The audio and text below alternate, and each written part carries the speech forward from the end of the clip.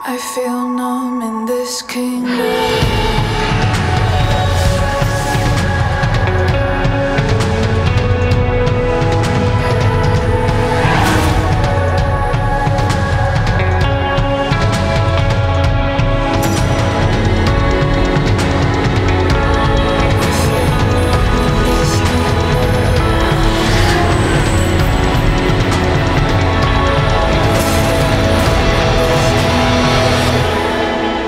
Rachel?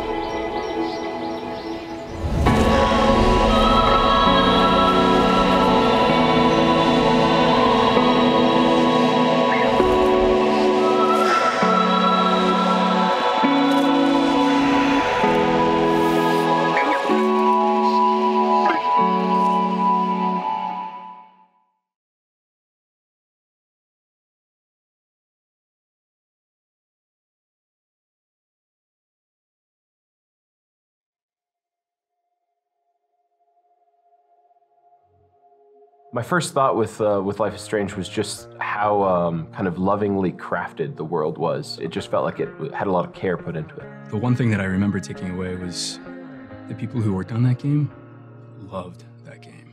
You could tell. Don't had really set a high bar, and we wanted to make sure that we could hit that. And we offered it up to Square to say, here's what we would create. Fans were really adamant that knowing the story of Chloe and Rachel, that's the story they wanted to see. One of the principles that we embraced in developing Before the Storm was that we wanted to create an engaging story. The center of the entire story is about friendship. I think everybody knows that one summer or whatever where you spent a lot of time with this particular person and it really defines that whole period of your life. When we wrote this game, we looked at it from Chloe's perspective. What makes us unique from her perspective? With Max, it was about rewinding time. We don't have time travel. We didn't think that was appropriate to this story or this character, really. The time travel was really an embodiment of Max's character. Chloe's not like that. Chloe is a wrecking ball that just bashes through the things that are in front of her and creates consequences and damage as she goes. And she can't take that back. And that was really important to us, of telling Chloe's story and making now those consequences, you're really gonna feel them, and those choices, you're really gonna agonize over them. That's a difference, I think, that's gonna be really powerful for our game. So having Ashly Burch join our writing team and help the writers really find the character of Chloe. So Ashly has a passion about Chloe as a character that comes from a very personal place. Hearing her appreciation and excitement and passion for what we're gonna do with Before the Storm, it's been incredible. That's been a real bolster to our story and making sure it stays in continuity with the original game. So my main focus has been on Chloe and Chloe's voice in terms of just her dialogue and her psychology. And so I've given notes in different aspects of the script about, things I think Chloe would or wouldn't do, things she would or wouldn't say. We're inviting the player in Before the Storm to step into her shoes at the age of 16. She's imprisoned in the grief that comes with losing a parent she loved very much. And that's where we start. And with that, we're kind of saying, it's okay not to be okay. I think it's just very honest emotionally, and I think it deals with really relatable issues and subjects. Most games don't tackle these kinds of things. In fact, they try to stray away from them, and Life is Strange embraced that. It's a great responsibility. We're dealing with subjects of death and grief and loss and friendship and romance. And I mean, these are things that every single person who's ever lived has felt and felt deeply.